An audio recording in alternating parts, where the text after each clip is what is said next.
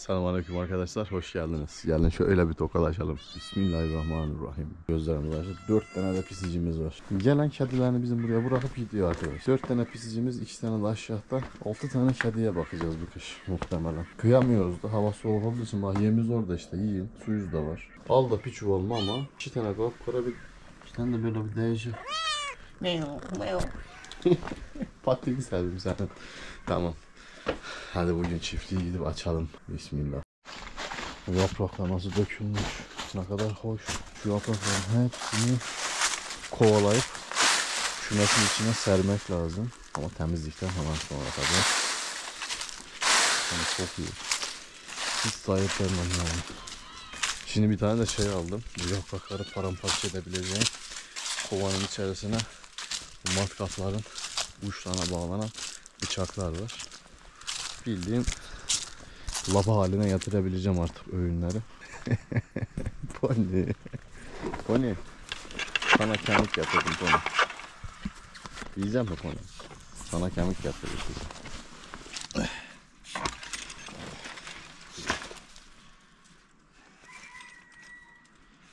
Yesene bize. Ye. Al. Al. Al. Gir içeri. Bir hemen atayım. Sen yersin kızım. Al. Tavuklar yiyemez. Kemirebildiğin kadar kemir. Dışarı çıkacaksan bırakın sana. Öbür taraftan bırakırım. Kümesleri açayım da. Bu sene ne oldu bilmiyorum ama hava bayağı bir ılıman gitmeye başladı. Annem sabah bahsetti, sizlere ben de bahsetmek istiyorum. Güzel bir tecrübe bence. Sizler de bilmiş olun. Geçen yıl Kasım'ın 22'sinde falan çok sağlam kar yağmıştı. Çok da sağlam bir kış geçirdik hep birlikte. Şu kümesin önünü kürediğim zamanları hatırlıyorum. O kadar kar birikmişti. Bayağı da yoruldum. Bu yıl hala hava çok ılık gidiyor. Soğuk ama. Öyle çok soğuk değil. Aha tamam. Ha tamam.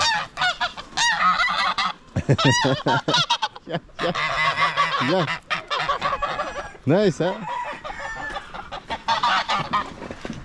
Bu gerçek arkadaşlar. Şimdi eskiler dermiş ki ayva ağaçları var ya, ayva çok getirirse böyle dallar yere değecek kadar çok varsa ayvada kış sağlam sert geçermiş. Bu yıl ise ayvalarda hiç yok. Yani var ama o verim yok. Az var ayvalarda. O yüzden eğer eskilerin deyimiyle hesap kitaba uyarsa bu yıl kış sezonumuz hafif geçecek arkadaşlar. Çünkü ayvalar gerçekten de vermedi. Geçen yıl kadar. Hadi burada da bunu söylemiş oldum. İlerleyen zamanlarda bir bakalım. Gerçekten de hafif geçecek mi bu yıl? Merakla bekliyorum. Yani ne hava durumuna baktım ne de başka bir şeye. Eskiden atalarımız ne demişse onun tahminini kendimize bir istikamet olarak belirledik. Hadi hayırlı olsun. Şimdi bizim için kışın hafif geçmesi daha iyi. Bizim tavukçuluk yapıyoruz. Ve hayvanlarımız kışın maalesef daha zor bakım oluyor. Abi bizim zeytinle peynir ki bizim zeytin kafayı yedi zaten de. Şuralara bakın ya. Boynuz ata ata deldi oralara. Sinir çüpü. Şunu bir dışarı çıkartayım. Bu çüp lazım olur. Vaa neydi?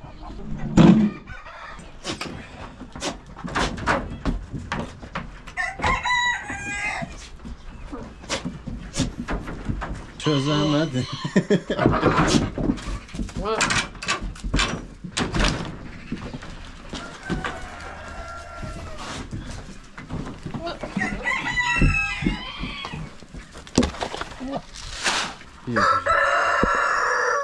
Afiyet olsun. Niye durun? Annem benim canım. Maşallah.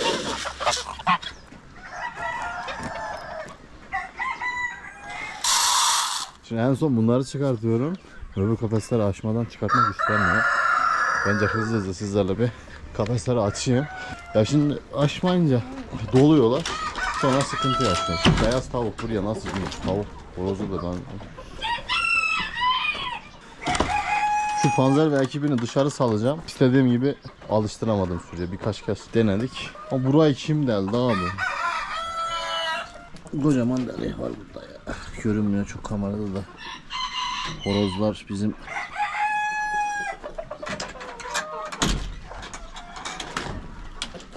maliyeciyle anlaşamadıysa bizim panzer muhtemelen o delmiştir orayı. Yok orayı delecek. Tamam. Hadi bismillah. İspençlerimizi dışarı çıkartalım. Bizim ispençler yumurta salıyor mu hiç bakmadım. Bakalım. Hem de şu süreçte hava biraz ısınır.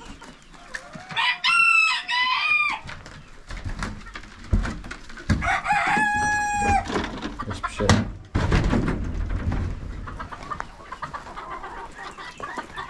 Su sendiniz mi siz? Su mu yok mu? Var. İçeride su var ya. Biri görse diyecek ki su vermiyor baba. Halbuki damlama sisteminde su var. Allah Allah.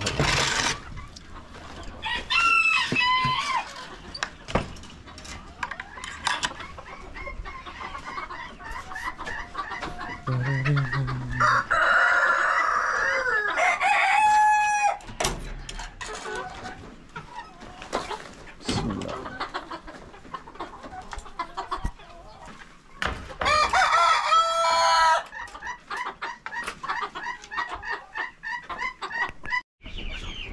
Oğlum bak, beni deli etme bak. Hadi bismillah. Çık çık çık çık çık çık çık. Anladım benim maşallah. Şu kerataları da seviyorum. Yeni Ferik ekibimizin içerisinde çok güzel hayvanlar var. Kapıyı açınca şu kuşlar şuradan çektim mi? Buraya bak.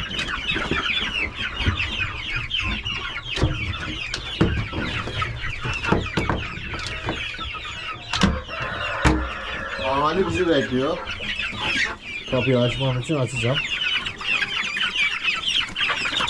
Çok güzel ferikler geliyor arkadaşlar. Bir aya sürüye karıştırırız. Görüşürüz sizde.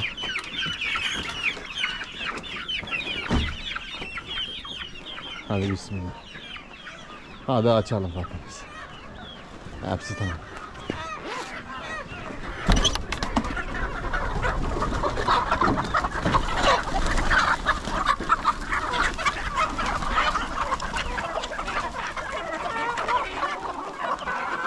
Bereketli olsun.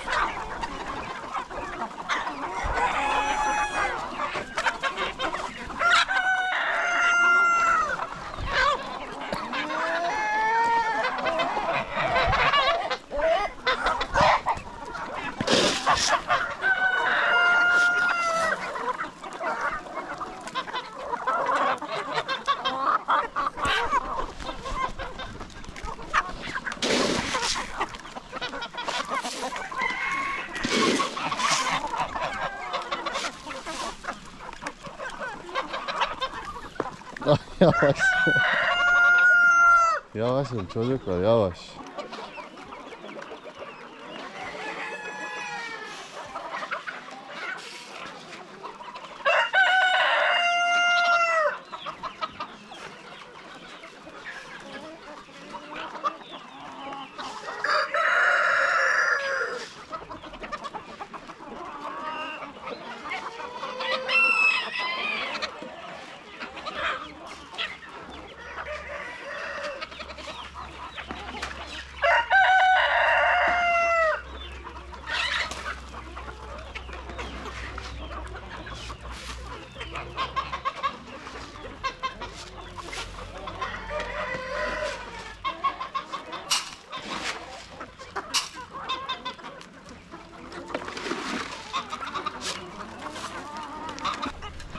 Tabi hayvanlarımız yaşlanıyor. Alttan gelen yeni ferikler, yeni hayvanlarımız sürümüzü tamamlıyor. Bu yıl da aynısı oldu. Dikkat edin, sezona başlarken kalabalık bir sürüyle başlıyorum. Ben Mart, Nisan gibi yumurta çıkımına yakın, yani 2-3 ay içerisinde azalmalar oluyor ister istemez. Fark edilebiliyor bu azalma. Şu an alttan gelen yeni feriklerimiz ve sağlıklı hayvanlarımız var. Ve bu feriklerimiz halen de böyle güçlü bir yumurta verimine sahip değiller. Tam yetişkin olduktan sonra daha güçlü yumurta verimimiz olacak. Daha bol bol yumurta almaya başlayacağız.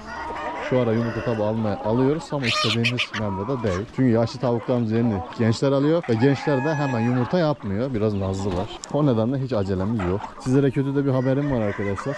Geçen videomuzda sizlerle anlattığım, gösterdiğim ve gerçekten de bütün yorumlarınızı okuyorum bu arada. Orada bir horozumuz vardı biliyorsunuz, duman renginde. O videomda da dikkat ederseniz horozumuz biraz diğer horozlara göre oldukça hantaldı. Yavaş hareket ediyordu, bir morali bozuk. Bir gözü de görmüyordu horozun. Damızlık olarak seçecektik yani. Bunu aslında aylar evvel bazı arkadaşlarımız yorumlarda belirtmişti. Onu damızlık olarak seçmemiz gerektiğini konusunda. Horoz sayısı çoktu diye. Ben de biraz onu diye almıştık kafese. Neyse ben karar verdim. Dedim tamam bunu alalım. Yorumlarınızı da okudum. Çoğu da arkadaş gerçekten bu durumun iyi olacağını söylemişti. Ya her şey nasip kısmet. O horozumuz o videodan sonra ne olduysa, zaten biraz gırgınlığı vardı, onu fark ettim mi? O videodan sonra 2 gün içerisinde tam dedim gidin bu sabah alayım damızlığı, hem video çekerim hem de sürüye karıştırayım diye düşünürken hayvanı kaybettik arkadaşlar. Çok tuhaf ama bunun gibi örneklerde ben zamanında çok yaşadım. Yani olabiliyor. İnanılmaz ama oluyor. Önüne geçebileceğimiz bir serüven değil. Nasip, her şey nasip kısmet. Olmadı mı olmuyor. Yani sürüye alıp damızlık olarak kullanmayı tercih edecek hayvan birdenbire kaybettik. Çok değişik. Canımız sağ olsun. Yeni hayvanlarımız var. İnşallah o duman rengindeki hayvanı da tutturacağım. Çünkü içeride yeni feriklerin arasında 2 tane öyle o renkte, o tonlamada. Muhtemelen horoz değil ama tavuk gördüm. Yine olacaktır arkadaşlar. Bu kez de onu şansa bırakmayacağız. Tabii kullanacağız inşallah. Hadi bismillah. Evet, gizli bir yumurta zulası avındayız yine. Bir tavuk indi oraya. Hay ben seni. Gördünüz mü tavuğu? Şu arkadan araya indi. Başka yumurta salacak yer yok değil mi? Yine o köşeye dibe gitti. Orada yumurta salacak. Oy. Kekliklerin kılıcından arada. Oradan yumurta da alamıyoruz biliyor musunuz mu? Yani kesmemiz gerekiyor toru falan. Ve zamanla öyle olacak. Bir tane de yumurtlamış. Ve fark ettiğim iyi oldu. Gerçi eninde sonunda fark ederdim orayı. Yeni değil ya. Sana ya. Bir tane de yumurtası var orada. Çok da net görünmüyor ama. Neyse çok rahatsız etmeyelim. En azından oraya yumurtlasın ki oradan kesir alırız. Ama öbür türlü alamayız. Ya bıldırcınlarım, size komşu mu geldi yine? Her yıl bunu yaşıyorum yani. Bizim şu tavuklar kümesin içine yumurta salamıyorlar. O kadar. Salamıyor hayvanlar, yok. İlla dışarıda bir yerler bulup yumurta yapacaklar. Yapma hadi bakalım. Evet. Neyse ki damızlık horozumuzu kaybetmiş olabiliriz. Ama sürümüzdeki heyecanı ve aksiyonu tabii ki kaybetmeyeceğiz. Alttan yeni hayvanlarımız gelecek. Kafaya koyduğumuz, güzel olsun istediğimiz şeyler tekrardan oluşacak, tekrardan olacak. Hamdolsun. Evet arkadaşlar, burada gördüğünüz bütün hayvanlarımızın daha güzelleri de sizlerin olsun inşallah. Hadi bismillah. Attığınız bütün yorumları okuyorum. Geçen videomda da çok fazla isim önerisi olmuştu. Sürümüze yeni karıştırdığımız hayvanlarımız için. Onlara da aralarından birkaç isim seçtim gibi. En son belki bir sonraki videomda isimlerini takacağız. Çok güzel isim önerilerimiz oldu. Teşekkür ediyorum. Aralarından birini seçeceğiz. Gördünüz değil mi? İkisi birlikte takılıyor. Sürüye çok güzel uyum sağladılar. Keyifleri yerinde. Oh maşallah maşallah. Beyaz ve kahverengi. Biri Ligorin, biri Lohman. Sürümün neşesi, yeni neşeleri. Onları böyle gözlemlemek ve izlemeyi de çok seviyorum arkadaşlar. Maşallah. Siz bizim Hulk'a bakın, Hulk'a maşallah. Bayağı irilendi. Etlendi, butlandı. Sürünün liderliğini de ne vakit alacak merakla bekliyorum. Hala ağlamaz da. Şu an sürü liderlikleri genel olarak Karadayı'da. Şu arkadaş var ya. Ağır ağır dolanıyor. Ama forsundan geçirmiyor. Şimdi sürünün içerisinde bir tane de şöyle beyaz horozum var. Bu da gençlerden biri. Damızlık olarak görebiliriz. Bu sürüde arkadaşlar. Kendi kulak loblarından da bakılırsa mavici bir horoz. Ve böyle şey karışımı. Bir brakel genetiği var gibi, formundan ötürü söylüyorum. Klim Neyvar'a da bir an benzettim. Mavicilerden. Değişik bir forma sahip. Beyaz tonlaması da güzel. Bir süre sürüde tutacağım bunu.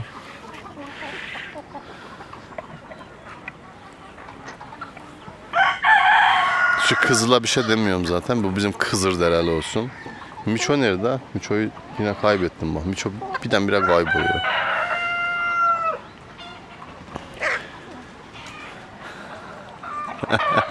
Orada neler oluyor neler.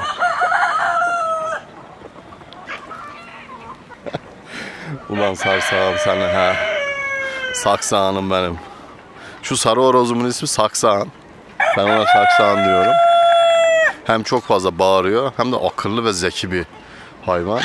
Bizim burada da karganın diğer tipleri var ya, sarsağan derler. Oradan esinlenerek Saksağan dedim kendisine. Ulan Saksağan gel buraya. Tavuklar rahatsız ediyor, bak tavuğu buraya atlattırmış. Hayvan daktıravalli oynuyor burada. Bir ileri bir geri ama güzel oynuyor. Hah, dışarı çıkmasaydın zaten şaşardım. Tamam sakin. Oo, daktıravalli oyuncuları arttı. Bizim Saksağan uzaklaştı, inebilirsiniz hanımlar. Çok aktif ve güzel bir horoz bu arada bizim Saksağan. Sarı zıppik diğer adıyla. Köpek adı da Sarı zıppik. Neyse. Sürümü seviyorum onun olmasını. Gel kızım gel. Gel kızım gel. Maşallah kızım. At da kızım. Yaprakları yemeyi bırak artık. Pony. Tavukları sevdiğim için kıskandı. Neyse. Şöyle göz atalım. Bazen benim daha önce gözümü görmedi ha. Bir tane mesela buldum. Yeni bir tane hayvan var burada. Ah, sürüde ilk kez görüyorum bunu. Renklere bak. Güzel. Üstünde böyle hafif kırıntı var ve mavici. Kulaklarından belli oluyor. Neyse, çok karakterli bir tavuk olacak bu, çok belli.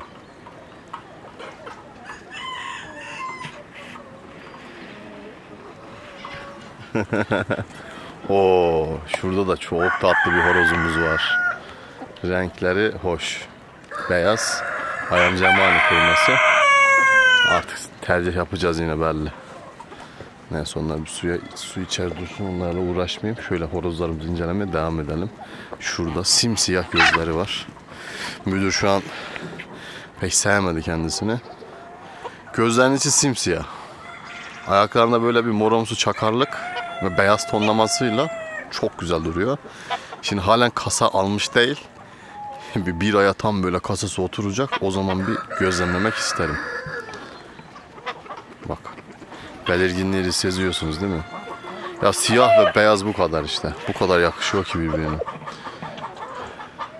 Müdür. Aslanım benim. Arkadan tavuk sesi geliyor. Biri yumurta saldı. Hem de yerini belli etti. Bak şimdi.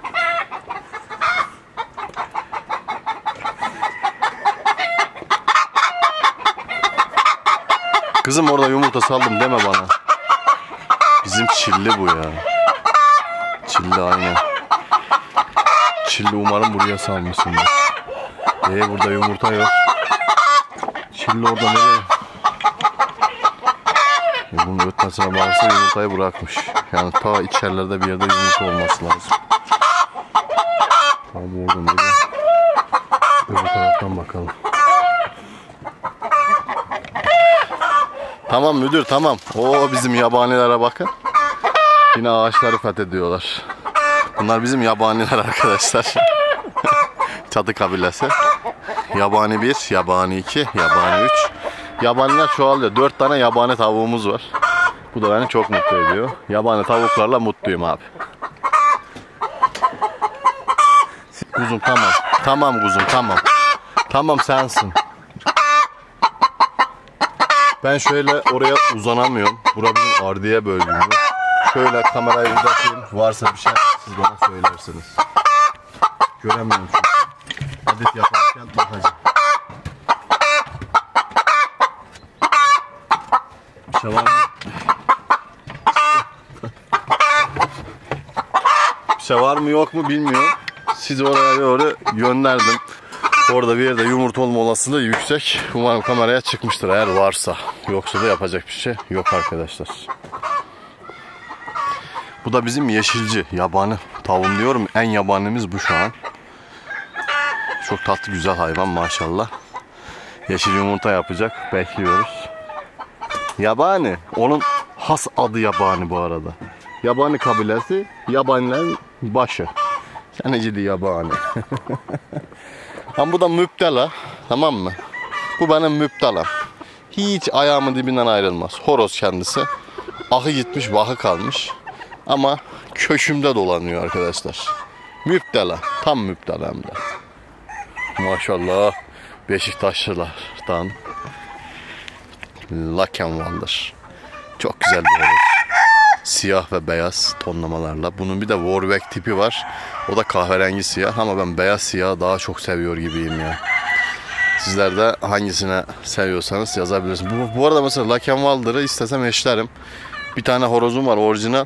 Şu an 3 tane de tavuğum var orijinal. Bunları alıp bu kafese ayırıp üretebilir, çoğaltabilirim ama gerçekten istemiyorum. Şu ortamı ve hali daha çok seviyorum.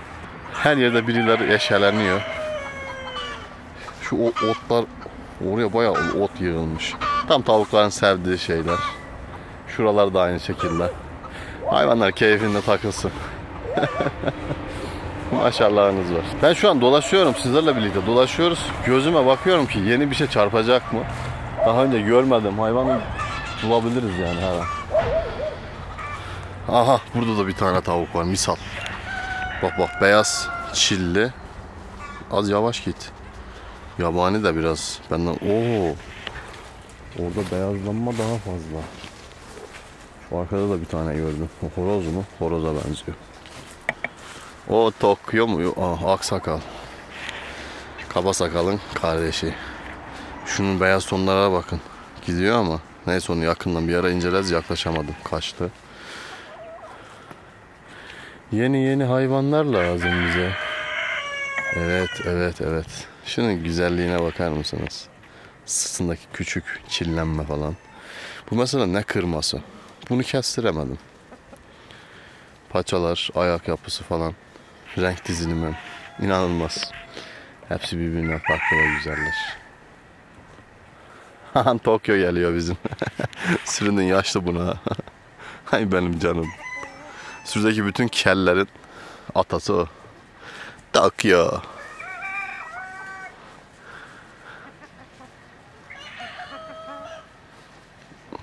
Tokyo'nun doğduğu günden beri videoları var, biliyor musunuz mu? Tokyo'nun ilk yumurtadan çıktıktan sonraki hali bile video olarak kanalımızda duruyor. Yani geçmişe gidip Tokyo'nun bütün serisini izleyebilirsiniz. Doğumundan büyüdüğü, anne ve anne olduğu zamana kadar her şey var kayıtlı.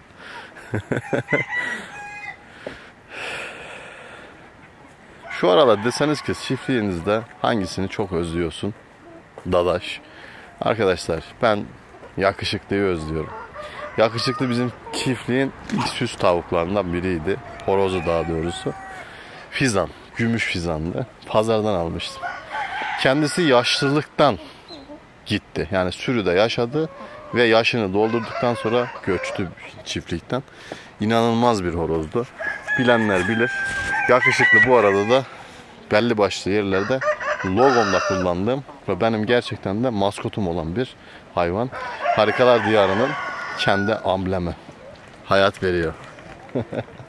Yani yakışıklının portresi ömür boyu yaşayacak. Çok yavaş ilerledik. Evet, adımlarımız yavaş oldu. Ancak bir şekilde gelişmeyi başardık. Daha da büyüyeceğiz inşallah. Daha da büyüyeceğiz hep birlikte. Sizler olduğunuz sürece ben de olmaya devam edeceğim. Sizlere bir söz verdim. Sabırla da bu sözümü tutmak için devam ediyorum bu sürece arkadaşlar. Keza tavukçuluktan YouTuber'luk yapmak da hepsinden daha zor. Toplu iğneyle kuyu kazmak gibi. Ama ben yılmıyorum, bırakmıyorum. Sizlere de örnek olmak için hayvan sevgimizi olabildiğince insana ve çevreye dağıtabilmek için elimden geleni yapmaya da devam edeceğim. İçeride asil takımları bağırıp çağırıyor. Şu asilci arkadaşlara da buradan bir sesleneyim. Şöyle bir göz atalım. Bugün çiftlikte hiçbir şey yapmıyorum. Sadece hem bilgi almak için sizlerden hem de şöyle bütün sürüyü sizlere göstermek, tanıtmak istedim. Arkadaşlar şurada bir horozumuz var. Maşallah. Ben anlamam. Asilden, gerzeden. Sizler anlıyorsunuzdur. Aşağı yorumlarınızı bekliyorum. Değişik bir şey işte. Ondan sonra aferin oğlum. Burada da yine böyle bir çilli horoz var. Değişik. Dev gibi bu arada. Büyük, iri bir şey. Sert. Yorumlarda buluşalım. Muhtemelen yorumları babam okur. Çünkü bu işi o seviyor. Asil beslenmeyi, büyütmeyi. Şurada bir tane kızıllı bir şey var. Değişik, kızılcığa benziyor. Kızılcık. Sana da kızılcık olsun. Neyse. Tavuklarımız da bunlar. Şu arkada da yine 1+1 ekip var. Onu da göstereyim. Şurada beyaz bir tane horozumuz var yine. O da asil. Şöyle yakınlaştırayım. Burada gördüklerinizin hepsini sahiplenebilirsiniz bu arada bizle iletişim kurarak. Yorum kısmına iniyorsunuz. Orada mağazamızı görürsünüz. Mağazadan bizlerle iletişim kurarak buradaki hayvanlardan isteyebilirsiniz. Burada 1+1. Evet, içerideki horozumuz da bu arkadaşlar. Bu arada hayvan olarak severim ama beslemesini çok sevmediğim bir hayvan. Şurada da ferikler var. Feriklerin hepsi böyle sahiplendirebiliriz. İçeri dolu.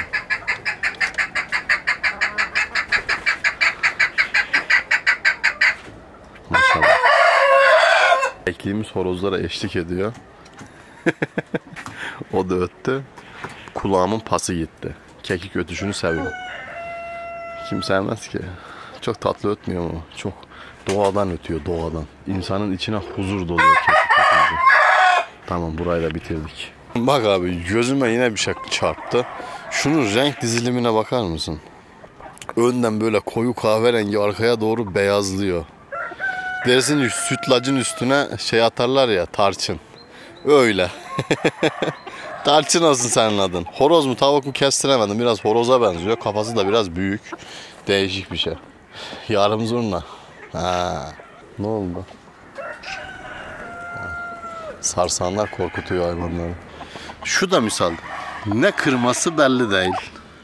Serama desen değil. Cüce koşun desen değil. Ortadan karışık bir şey. Ben tahminimi söyleyeyim arkadaşlar. Muhtemelen bizim yaz sezonunda şu cüce koşinlerden, orijinal cüce koşinlerden biri bir tavuğa atlamış. O tavuktan aldığımız yumurtadan da aslında cüce koşin kırması bir şey çıkmış ortaya. Hem cüce hem paçaları var çünkü kesinlikle cüce koşin kırması bu ya. Ama kafasındaki pelteye bakılırsa, sakallara da bakılırsa, sakalı da var çünkü. Sen kimden kırdırıldın? Yani cüce koşinin atlayabildiği bir şey olması lazım. Bir tavuğa atlamış ama hangisi bilmiyorum. Çok değişik bir formu var. Hareketleri, tipi, karakteri cüce koşun gibi aynı. Baktığın zaman. Kesin yani. Ama sakalı var. Pelteği, tarağı farklı. Çok değişik. Yeni nesil cüce koşun. Neyse. Aha şu tavuğa bak ya. Tay gibi atlayıp dolaşıyor etrafta. O da güzel maşallah. Çok tip horozlar da var ha. Hiç uzun zamandır şöyle sürüyle tabii ilgileniyorum, seviyorum falan ama uzun zamandır şöyle oturup sürüyü incelememiştim. Bu kadar derinden en azından. Çok değişik hayvanlar var. Şunun desene bakın maşallah. İşte karışık sürüyü o yüzden seviyorum. Renk cümbüşü. Gelene bak. Pamuk gibi kahverengi ama çok has bir kahverengi tonlamaya sahip. Bir lohman kahverengisi diyeceğim değil. Bunun da sakalı var. Ayaklar çakrak böyle siyahımsı. Kaç tane genetik var bilmiyorum. Güvercinlerimiz zaten bizim her zaman yanımızda. Onlara da bakıyorum. Bu ara azlar bu arada. Yani 3-5 tane güvercin var, fazla yok.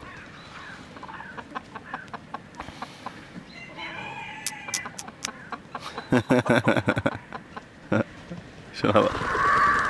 Ne oldu lan? Ha, güvercinden korktular. Neyse ki pony tetikte bekliyor. Aferin kızıma. Aferin oğluma. Aferin kızım. Hadi. Bul pony. Canım benim. Sen nasıl ayam cemanesin?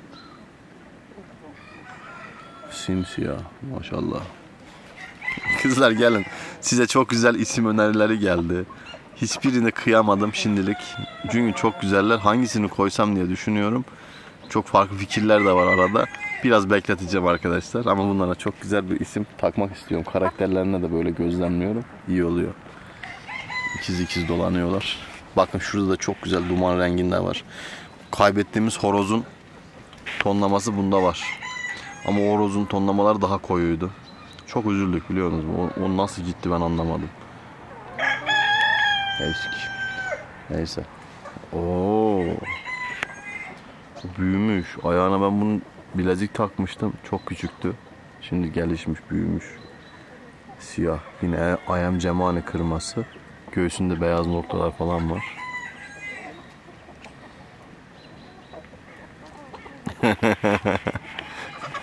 Gezmekten yorulduk ha. Hadi bismillah. Bayağı da hayvan var. İyi oldu. Dur bugün ben hiç böyle bu kadar... Aha burada bir tane Brahma kırması var. Sırt bölgesi kahverengimsi. Buraya bak. Değişik. Kahverengi böyle serpmişler. Üstüne böyle toz gibi serpiştirmişler sırt tarafına. Blue renginde boyun. Beyaz. Brahma kırması bu. Ama kimden kırılmış onu çözemedim. Baksanıza. Kırmaların şahı. Burada bir tane de siyah tavuğum var. Bunlar zaten bilindik. Bunlar maviciler bizim. Arakuanalar. Amerikanus pardon. Şimdi. Şurada da yine açık kahverengi tonlamalara sahip. Koyu kahverengi tonlamalara sahip. Geneli. Şu arkadaş misal. Mavici kırması. Şu da aynı şekilde mavici kırması. Bu koyu kahverengi. Bu açık kahverengi. Arkadaki ferikleri hala kestiremedim. Öndekinde sakal var da şunda. Arkadakinde sakal yok. Düz. O biraz asil kırmasına benziyor. Biraz daha büyümeler lazım. Allah Allah. Bizde bu kadar farklı tavuk cinsi varmış. Ben bugün sizlerle birlikte gözlemliyorum ve fark ediyorum. Şimdi hayvan sayısı çok olunca biz günübirlik işlem yapıyorum. Şimdi oturup mesela yemleme falan yapıyorum. Kafa dinliyorum. Genelde şu ekibi görürüm. Çok fazla çünkü öbür taraftaki demin sizlerle incelediğimiz hayvanların çoğusu başka yerlere takılıyorlar. Dipte köşede dolaştıkları için denk getiremiyorum. Ya burayı komple tanıyorum misal. Hepsini. Şu dipte duranları da. Bunlar son ferik takımlarından misal. Bunlarda da çok farklı renk cümbüşleri var. Favorim de şu kel olan. Kele bakın. Çok güzel bir kel. Deseni meseni saçı. İşte bir horoz sanırım. Keşke tavuk olsaydı. Şurada bizim bir akbaba var. Ah, tam akbaba. Serem horozlarımız var orijinal. Güzel. Şu horoz da misal kırma ama çok güzel bir kırma maşallah. Ustura. Neyse. Buna da güzel bir isim önerisi var da onu da değerlendirelim. Hepsini. Oo. Mesela bak bizim Godzilla'yı iyi bilirsiniz. Keklik yumurtalarını çıkartan ilk tavuğum. Bakın kesinlikle onun yumurtalarından aldığımız bir tavuk. Büyümüş, kocaman olmuş. Annesine çok benziyor ve güçlü bir karakteri var. Renkleri falan da daha tatlı bence Godzilla'ya göre. Şurada çok değişik bir renk var. Bak bunu ilk defa gördüm. Kesin öbür tarafa da takılıyor normal şartlarda. Koyu, grimsi, güçlü bir karakter. Rengi çok güçlü. İnsan yüzüne bakınca hayvanı incelerken dalıyorum. Aha bu Godzilla. Şuna bir tutuldum ha. Çok da hipnoz ediyor insanı şu. Gerçekten hipnoz oluyor. Maşallah, elhamdülillah. Allah'ım sizlere daha güzeller nasip etsin. Şu gördüğünüz tavukların daha güzeli sizin olsun arkadaşlar. Seviyorum kerataları. Çok rahatsız etmeyeceğim. Şurada bir tane yatan tavuğumuz, tavuk dedim pardon, tavşancığımız var. Hiç rahatsız edesim de yok. Tamamdır. Evet arkadaşlar, çiftliğimizi açtık, rutin işlerimizi yaptık. Sizlerle birlikte bugün sadece hayvan tanıdık. Gezdik dolaştık. Bütün sürü üyelerimize bir göz attık. Birlikte yeni hayvanları keşfettik. Bir sonraki videomuzda inşallah görüşmek üzere.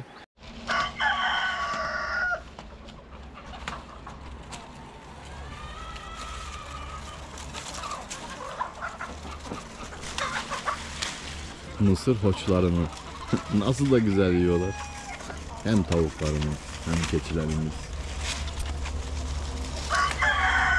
Hele keçilerimiz bayıldı.